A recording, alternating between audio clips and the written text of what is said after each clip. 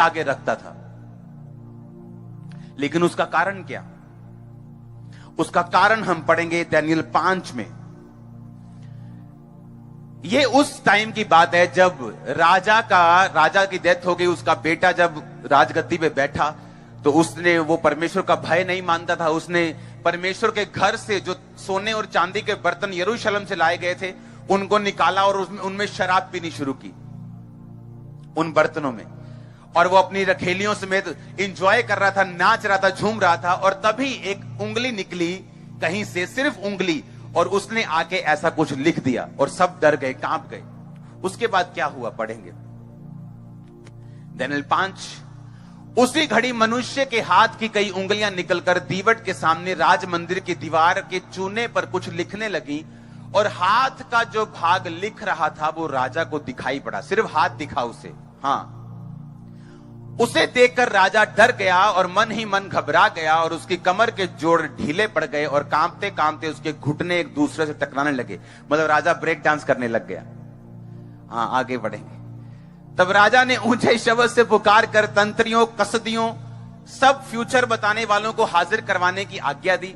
Babylon के सब पंडित आए। राजा उनसे कहने लगा, लिखा हुआ पढ़ के मुझे कोई बताए और समझाए तो मैं उसे बैंगनी रंग का वस्त्र, यानी उसे लग्जरी कपड़े दूंगा, गुच्ची के कपड़े दूंगा।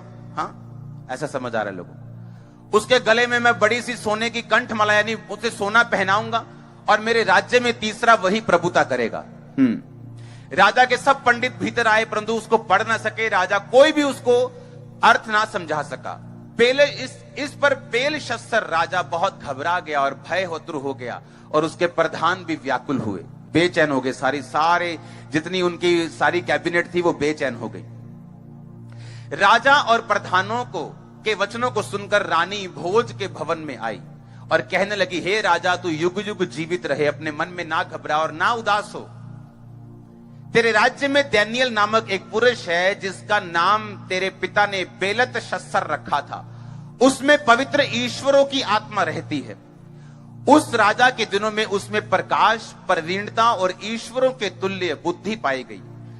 हे राजा, तेरा पिता जो राजा था उसने उसको सब जोशियों, तंत्रियों, कसदियों और सब फ्यूचर बताने वालों का प्रधान ठहराया था, क्योंकि उसमें उत्तम आत्मा, ज्ञान, प्रवीणता और स्वप्नों का फल बताने और पहेलियां खोलने और संदेह दूर करने की शक्ति पाई गई।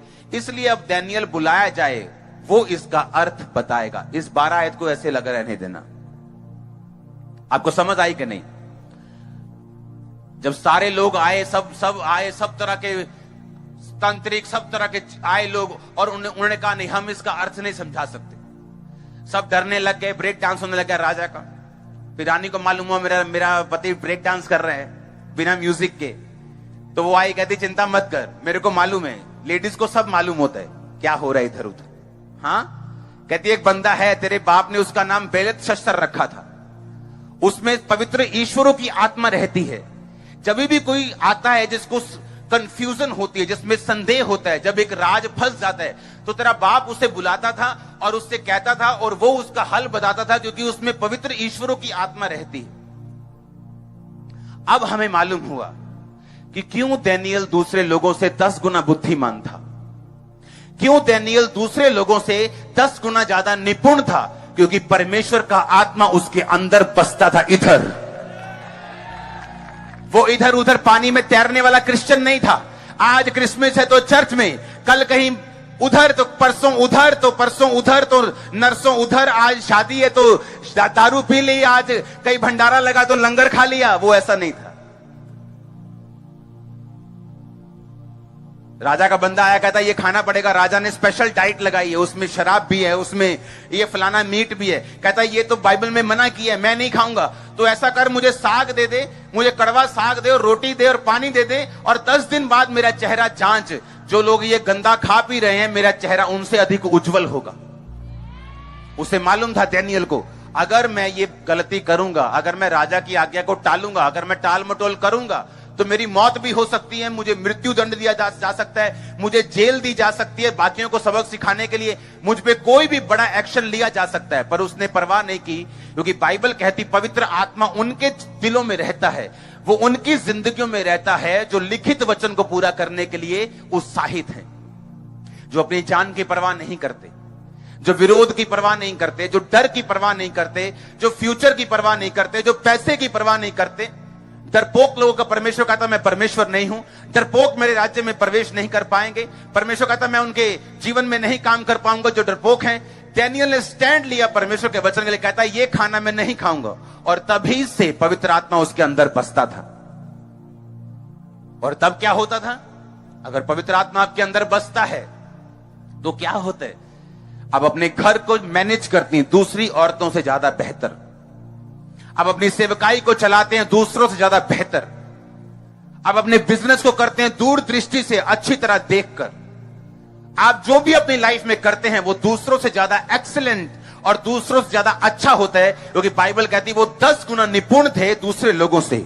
आपकी लाइफ में आज एक्सीलेंस आत्मा आ रहा है, एक्सीलेंस का आपकी लाइफ में आज एक्सीलेंट स्पिरिट एंटर कर रही है यीशु मसीह के नाम में। आप अगर यहां बैठे, अगर आपके बच्चे यहां नहीं, तो भी उनके अंदर एक्सीलेंट स्पिरिट एंटर कर रही है यीशु मसीह के नाम में। आज यीशु मसीह का दास होने के नाते मैं आपको प्रोफेटिक वर्ड दे रहा हूं। आज सबकी लाइफ टोटली चेंज हो चुकी है यीशु मसीह के नाम में, बेहतर के लिए चेंज हो चुकी है यीशु मसीह के नाम में। अगर आमीन हो चाहिए आशीष आपकी, मैंने कहा आमीन हो चाहिए आशीष आपकी है। हालेलुया, ऊंची आवाज बोलो हालेलुया। अब बात यह है, मुझे नहीं मालूम आज जो चर्च में ज्यादा तालियां बजा रहे हैं उसके अंदर पवित्र आत्मा है कि नहीं, क्योंकि मैंने शराब पी के लोगों को गैर भाषा बोलते हुए देखा है। तो किसमें है पवित्र आत्मा? जो झूम रहा है उसके अंदर ज्यादा है, हो सकता है, क्योंकि वो पवित्र आत्मा में झूम रहे हैं।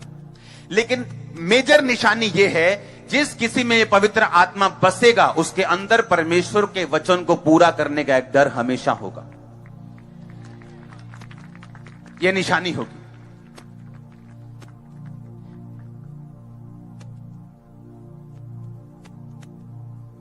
हालेलुया। यह निशानी होगी कि वो परमेश्वर के लिखे हुए वचन को अपनी जिंदगी की हर कीमत के ऊपर पूरा करेगा। वो परवाह नहीं करेगा उसके फ्यूचर की, वो परवाह नहीं करेगा उसके रिजल्ट की, उसकी आउटकमिंग की, क्या होगा क्या नहीं होगा, खाना मिलेगा कि नहीं, जीवन मिलेगा कि नहीं।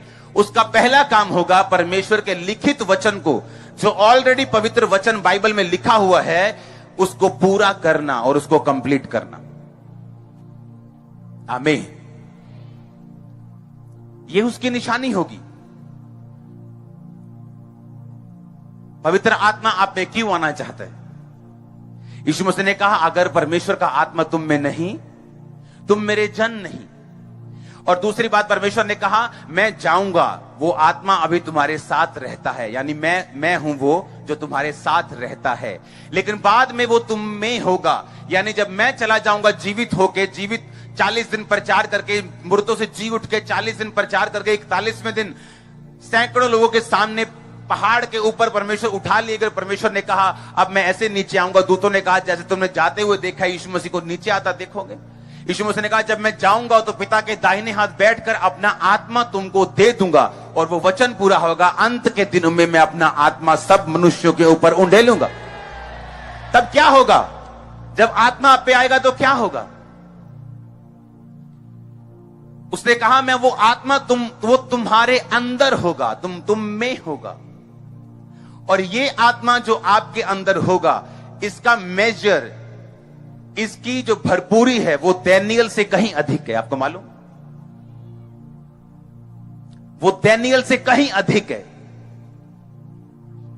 वो यूसुफ से कहीं अधिक है। पहले एक माप मिलता था, अब माप नहीं। परमेश्वर ने कहा मैं खुद तुम्हारे अंदर आके रहूंगा। लेकिन किसको? यह निशानी होगी जिसने पवित्र वचन जो लिखा हुआ है अगर उसको कंप्लीट किया है, परमेश्वर के वचन को तोड़ा नहीं, उसने परमेश्वर के वचन को मरोड़ा नहीं, वो परीक्षाओं में फिसला नहीं, उसने परमेश्वर के वचन को एग्जैक्टली पूरा किया है, तो बाइबल कहती कि परमेश्वर का आत्मा तुम्हारे अंदर बसेगा।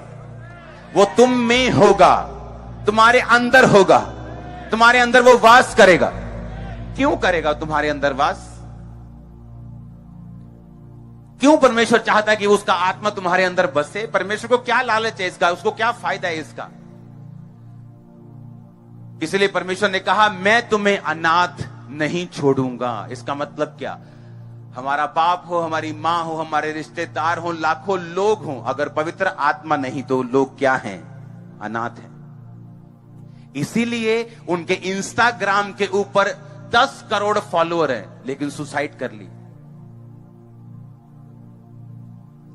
बैंक में करोड़ों रुपए है, लेकिन सुसाइड कर ली। बाप दादा एक बड़ा पॉलिटिशियन है, सब कुछ ले सकता है, खरीद सकता है, सुसाइड कर ली। यीशु मसीह ने कहा मैं तुम्हें अनाथ नहीं छोड़ूंगा। इसका मतलब जिसके अंदर पवित्र आत्मा नहीं, वो 10 लाख रिश्तेदारों में भी क्या है? अनाथ है। क्योंकि वो वैक्यूम, वो खालीपन, वो अधूरापन जो इंसान फेस करता है और किसी को बताता नहीं, उसे लगता है शायद मैं अच्छा बड़ा टीवी लेके अपने फेवरेट प्रोग्राम्स देखूंगा तो शायद ये ठीक हो जाए। जब पिक्चर्स देखता है बॉलीवुड, ओ मालदीव मालदीव मालदीव चला जाता है, फिर भी वो खाली रहता है। दुबई चला जाता है, खाली रहता है। सब कुछ करके दे लेता है, गाड़ियां ले लेता है, शादियां कर लेता है, बच्चे पैदा कर लेता है, फिर भी खाली रहता है। और फिर उसे समझ आती है यीशु मसीह ने क्यों कहा कि मैं तुम्हें अनाथ नहीं छोड़ूंगा। जो वैक्यूम, जो खालीपन इंसान फेस करेगा जब तक मैं उसके अंदर नहीं आऊंगा, और जब वो